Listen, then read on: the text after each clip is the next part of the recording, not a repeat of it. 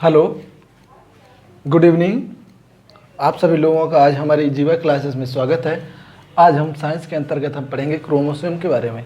इसके पहले हमने न्यूक्लियस के बारे में हमने अध्ययन किया था। आज हम क्रोमोसोम के बारे में पढ़ेंगे। सबसे पहले आता है क्रोमोसोम। क्रोमोसोम होता क्या है, क्रोमोसोम कैसे होता है, इसकी संरचना कैसे होती, इनकी खोज किसने की थी, ह्यूमन बॉडी में कितने क्रोमोसोम पाए जाते हैं, इसके बारे में हम इसके अंतर्गत चर्चा करेंगे। क्लियर है? तो सबसे पहले क्रोमोसोम की खोज किसने की थी? क्रोमोसोम की खोज पुरकिंजे नामक साइंटिस्ट ने की थी। किसने? क्रोमोसोम की खोज पुरकिंजे पुरकिंजे क्रोमोसोम की खोज पुरकिंजे नामक साइंटिस्ट ने की थी। जबकि क्रोमोसोम का नामकरण जो है, गुणसूत्र जो है, किस साइंटिस्ट ने दिया था? यानी कि नामकरण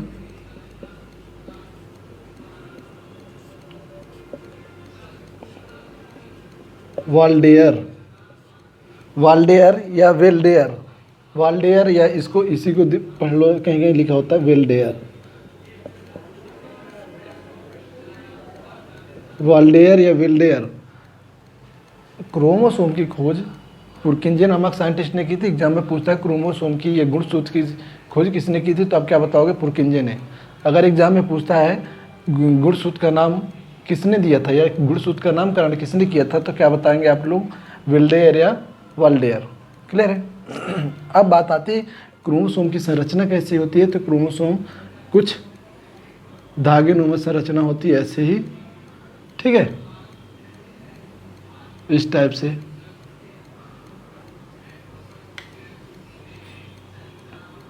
तो क्या क्या लिखोगे? क्रोमोसोम एक धागे नुमा संरचना होती है। क्रोमोसोम की धागे नुमा संरचना होती है, ठीक है।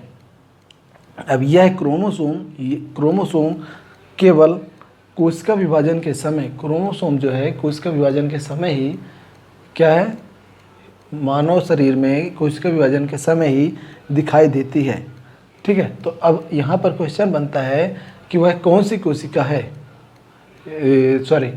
क्रोमोसोम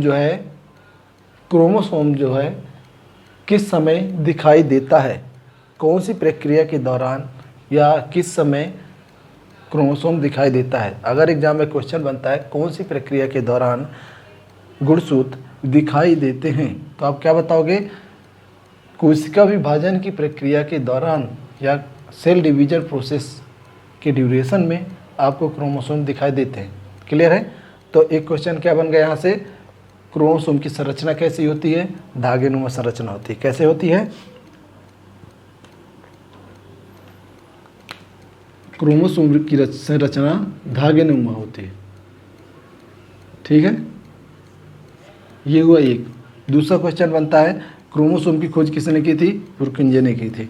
तीसरा क्वेश्चन बनता है इसका नामकरण किसने किया था? वाल्डेयर ने किया था। चौथा क्वेश्चन बनता है कि कौन सी प्रक्रिया के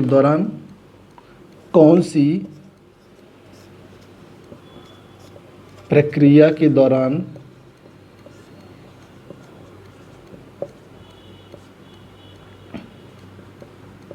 क्रोमोसोम या हिंदी में बोलते हैं इसको गुणसूत्र दिखाई देते हैं। कौन सी प्रक्रिया के दौरान क्रोमोसोम दिखाई देते हैं? तो आप क्या नाम बताओगे? कोशिका विभाजन की प्रक्रिया के दौरान। अगर एग्जाम पे आता है कौन सी प्रक्रिया के दौरान क्रोमोसोम अर्थात गुणसूत्र दिखाई देते हैं, तो आप क्या बताओगे? कोशिका विभाजन की प्रक्रिया के दौरान। कौन सी प्रक्रिया? कोशिका विभाजन। अब ये कोशिका विभाजन क्या होता है, इसके बारे में हम आगे चर्चा करेंगे, ठीक है। ये आगे हम पढ़ेंगे। अभी फिलहाल हम क्या पढ़ रहे हैं? क्रोमोसोम के बारे में पढ़ रहे थे। क्रोमोसोम के बारे में पढ़ लिए। हमने क्या बताया? क्रोमोसोम की संरचना धागे नुमा होती है, इसकी खोज पुरकिंजे ने की थी। क्रोमोसोम का नामकरण किसने किया था? वाल्डेयर ने किया था। ये क्रोमोसोम कब दिखाई देते हैं या कौन सी प्रक्रिया के दौरान दिखाई देते? तो कोशिका विभाजन के दौरान दिखाई देते हैं। अब बात आती है कि मानव शरीर में कितने क्रोमोसोम पाए जाते हैं। तो मानव शरीर में 23 जोड़ी क्रोमोसोम पाए जाते हैं। क्लियर है। मानव शरीर में 23 जोड़ी क्रोमोसोम पाए जाते हैं, अर्थात कुल 46 क्रोमोसोम पाए जाते हैं। कुल 46 क्रोमोसोम मानव शरीर में पाए जाते हैं। क्लियर है। अब इसको हम रब कर रहे हैं, एक बार इसको रब कर रहे हैं। अब आगे हम बता रहे हैं। हमने बताया कि मानव शरीर में 23 जोड़ी क्रोमोसोम पाए जाते हैं, और ये 23 जोड़ी को हम कैसे लिख सकते हैं, इसको हम ऐसे लिख सकते हैं 22 जोड़ी प्लस 1 जोड़ी। इंग्लिश से लिखेंगे तो 22 पेयर एंड 1 पेयर। ठीक है, 22 पेयर एंड 1 पेयर, इसको हम ऐसे करके पढ़ सकते हैं। क्लियर है। तो जो क्रोमोसोम होते हैं वो दो भागों में विभाजित होते हैं। क्रोमोसोम 2 भागों में विभाजित होते हैं। 2 भागों में कौन कौन से? एक होता है ऑटोसोम, एक होता ऑटोसोम क्रोमोसोम, दूसरा होता है एलोसोम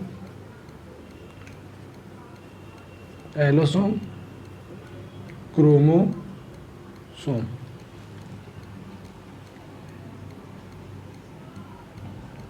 ठीक है, जो इसको हिंदी में बोलते हैं ऑटोसोम, इसको इंग्लिश में बोलते हैं एलोसोम। जो ऑटोसोम क्रोमोसोम होते हैं ये होते हैं 22 पेयर, 22 जोड़ी। जो ऑटोसोम होते हैं ये 22 जोड़ी होते हैं, और जो ये होते हैं एलोसोम जो होते हैं 1 जोड़ी होते हैं, 1 जोड़ी होते हैं। क्लियर है। ये 1 जोड़ी होते हैं, अर्थात 2 होते हैं।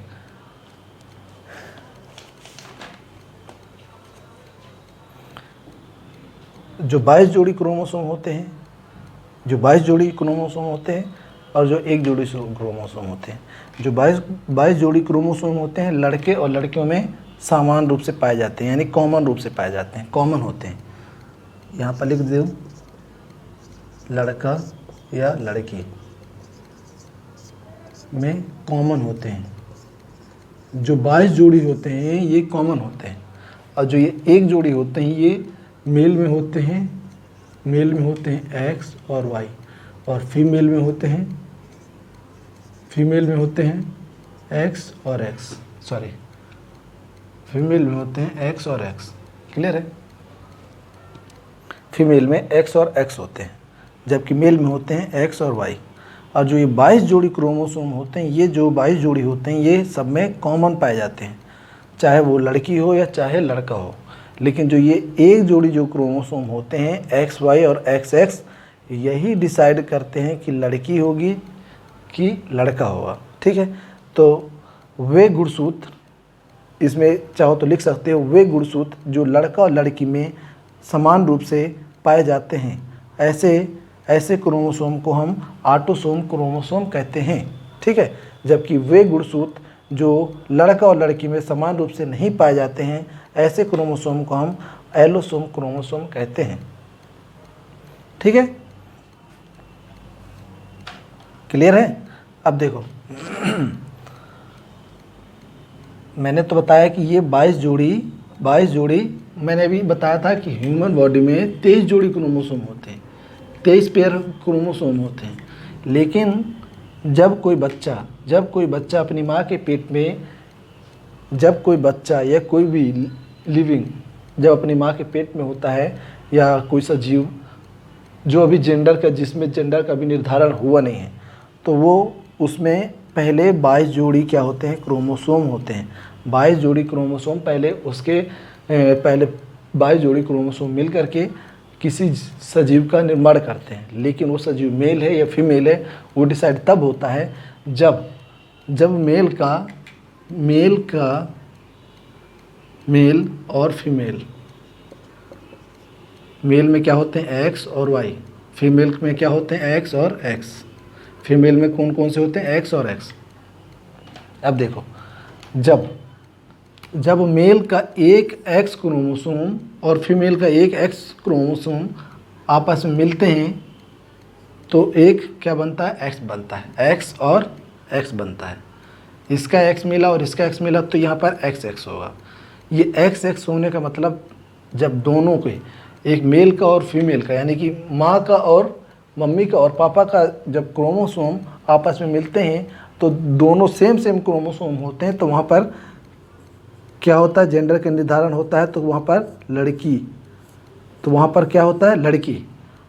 लेकिन जब पापा का वाई क्रोमोसोम और मम्मी का एक्स क्रोमोसोम मिलते हैं तो क्या हो जाता है, एक्स और वाई। तब इस स्थिति में जेंडर का निर्धारण होता है, तो वहाँ पर क्या होता है, लड़का। ठीक है। तब अभी हमने बताया कि ये 22 जोड़ी क्रोमोसोम मिल करके किसी सजीव का निर्माण किए हैं, मगर अभी वो सजीव पूरी तरह से कंप्लीट नहीं हुआ। क्यों? क्योंकि उसमें 22 जोड़ी हैं।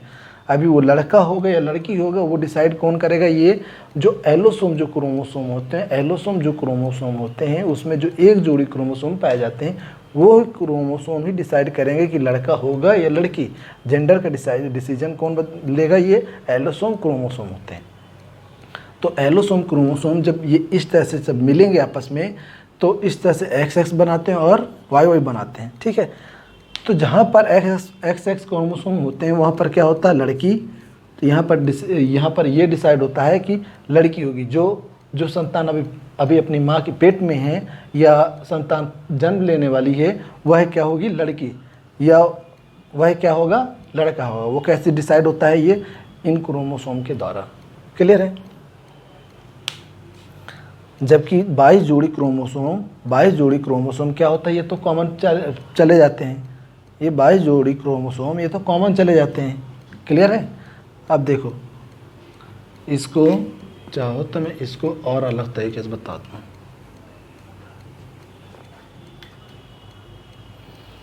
मैंने बताया कि 22 जोड़ी या 22 पेयर क्रोमोसोम जो होते हैं किसी बच्चे, किसी भी जीव, किसी भी लिविंग में जो ह्यूमन है उस पे 22 जोड़ी क्रोमोसोम तो कॉमन होते हैं। लेकिन जो एक जोड़ी हमने बताया, एक जोड़ी जो होता है, एक जोड़ी में उसमें क्या होते हैं, मेल के होते हैं और फीमेल के होते हैं। मेल में होता है एक्स और वाई और फीमेल में होता है एक्स और एक्स। फीमेल में दोनों सेम होते हैं, ठीक है। अब देखो 22 जोड़ी क्रोमोसोम तो उस जीव में समान रूप से पहुंच गए। ये 22 जोड़ी तो समान रूप से पहुंच गए, मगर एक जोड़ी और चाहिए। तो एक जोड़ी हमको यहाँ से मिलता है मेल से और फीमेल से। मेल का क्या है, एक्स और वाई, यहाँ पर एक्स और एक्स। तो यहाँ से जो क्रोमोसोम बनता है यहाँ पर एक्स और एक्स होता है, और यहाँ से जो बनता है यहाँ पर एक्स और वाई होता है। इन्हीं में से अगर जो आता है, अगर इनमें से कोई भी आ गया, इनमें से अगर कोई भी क्रोमोसोम यहाँ आ गया तो एक पेयर बन जाएगा। तो यहाँ पर क्या हो जाएगा, अगर मान लो ये वाला पेयर आता है एक्स एक्स वाला, मतलब ये लड़की हो गई, तो जो यहाँ पर अभी जीव अपनी माँ के पेट में, अपनी माँ की गोद में अभी जो था, माँ के पेट में था, जो अभी जिसका निर्माण हो रहा था, ये जीव अभी क्या था, अभी जेंडर डिसाइड नहीं हुआ था इसमें कि ये लड़की है या लड़का। लेकिन जब ये क्रोमोसोम आ गए, जब ये एक जोड़ी क्रोमोसोम आकर के यहाँ मिलते हैं तब यहाँ पर डिसाइड हो जाता है कि लड़की होगी। अगर ये क्रोमोसोम आकर यहाँ मिलते हैं तो क्या डिसाइड होगा, जो जेंडर होगा वो वहाँ से क्या डिसाइड हो जाएगा कि लड़की होगी। अगर ये वाला क्रोमोसोम आकर के ये 22 जोड़ी के साथ में मिलता है और एक जोड़ी ये आकर मिल जाता तो यहाँ से डिसाइड हो जाएगा कि लड़का होगा। ठीक है। अब बात आती है सर कि ट्रांसजेंडर होता क्या है, ट्रांसजेंडर की कंडीशन क्या होती है। अगर देखो, इसके पहले बता दूं, अगर जो अभी मैंने बताया एलोसोम होता है, एक एलोसोम होता है और एक ऑटोसोम होता है, ऑटोसोम और एलोसोम। अगर मैंने बताया यहाँ पर ऑटोसोम और एक होता है एलोसोम। तो एलोसोम में कितने होते हैं, एक पेयर होते हैं, और इसमें कितने होते हैं, 22 पेयर होते हैं। अगर ऑटोसोम जो क्रोमोसोम है, अगर उसमें 22 पेयर से कम हुए या 22 पेयर से ज़्यादा हुए, ऑटोसोम क्रोमोसोम में यदि क्रोमोसोम की संख्या 22 पेयर से कम हुए या 22 पेयर से ज़्यादा हुए, तब इस स्थिति में जो बच्चा होता है, जो अपनी माँ के पेट में बच्चा होता है, वो होने वाले बच्चे में बीमारी आ जाते हैं, जिन्हें हम क्या बोलते हैं, अनुवांशिक लक्षण, जिन्हें हम बोलते हैं अनुवांशिक बीमारियाँ या जेनेटिक्स डिसीज।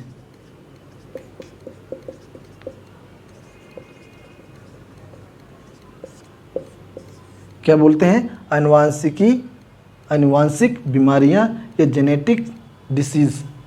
ठीक है, वो कब होता है, ये कब स्थिति क्या होती है, जब ऑटोसोम क्रोमोसोम में कुछ गड़बड़ी आ जाती है।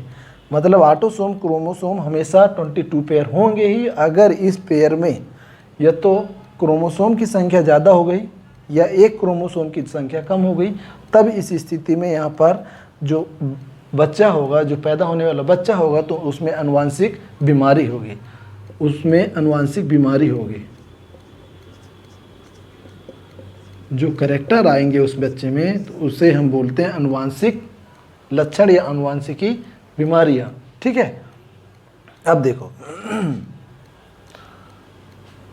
इसको मैं रफ कर रहा हूं। अभी बात मैंने क्या बताया कि ट्रांसजेंडर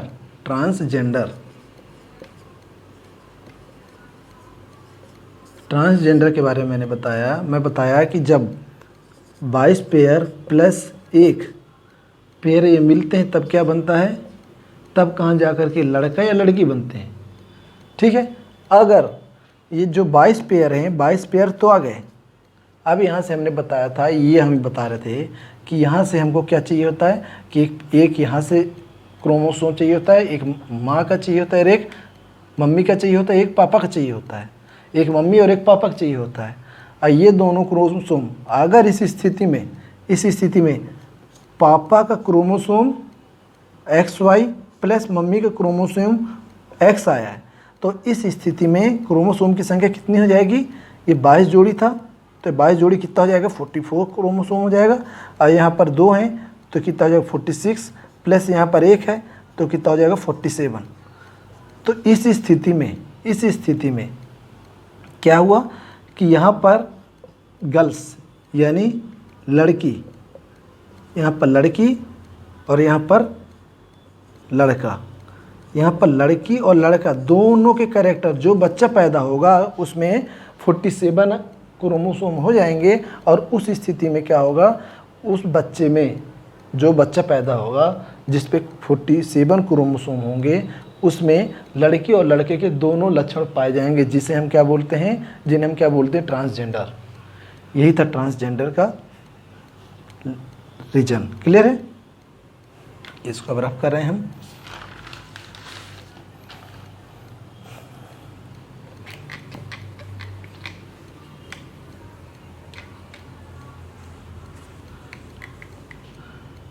एग्जाम में पूछता है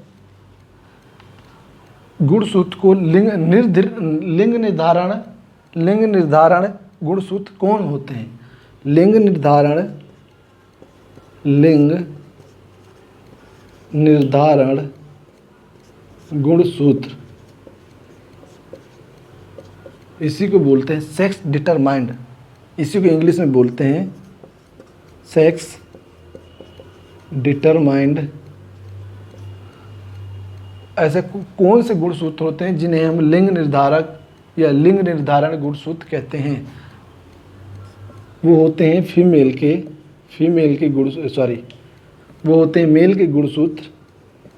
के गुणसूत्र जिन्हें एक्स और वाई के नाम से जानते हैं। तो क्या बोलोगे, एक्स वाई गुणसूत्र को लिंग निर्धारण गुणसूत्र के नाम से जानते हैं। क्लियर है, लिंग निर्धारण या लिंग निर्धारक। ठीक है,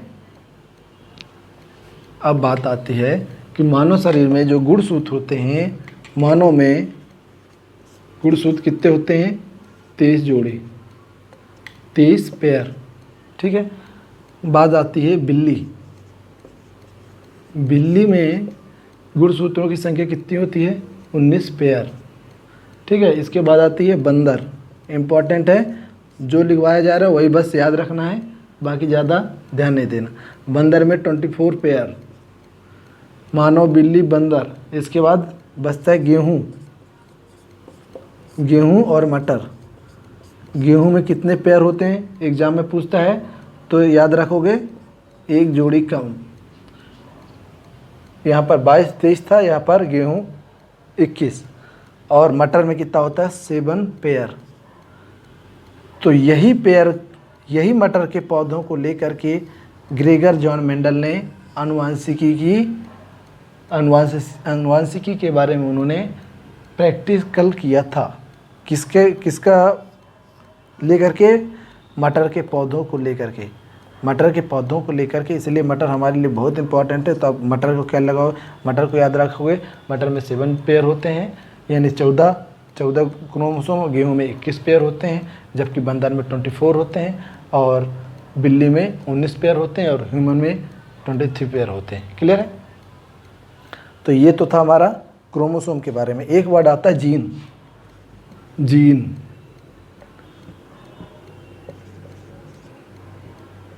इंग्लिश में इसको बोलते हैं, हिंदी में भी जीन बोलते हैं, इंग्लिश में भी जीन। जीन एक प्रकार का डीएनए का टुकड़ा होता है। जीन जो होता है डीएनए का टुकड़ा होता है, ठीक है, इस प्रकार से होता है, और यहाँ पर ऐसे होते हैं जीन। तो इन्हीं को हम क्या बोलते हैं? जीन। जीन डीएनए का एक प्रकार का टुकड़ा होता है, ठीक है। जीन डीएनए का एक प्रकार का टुकड़ा होता है। और जीन का क्या होता है? जीन की खोज सबसे पहले इम्पॉर्टेंट है, जीन की खोज किसने की थी? तो जॉनसन ने की थी। जॉनसन ने जीन की खोज की थी। जीन क्या होता है? जीन एक प्रकार का डीएनए का टुकड़ा होता है। जीन की खोज जॉनसन ने की थी। जीन क्या करता है? जीन अनुवांशिकी लक्षण को या अनुवांशिक कैरेक्टर को, जेनेटिक कैरेक्टर को एक पीढ़ी से दूसरी पीढ़ी में ले जाने का काम करता है जीन। क्लियर है? बस जीन के बारे में इतना ही, और आगे कुछ नहीं। और आज की क्लास हम यहीं पे समाप्त कर रहे हैं। अगली क्लास में मिलेंगे। धन्यवाद।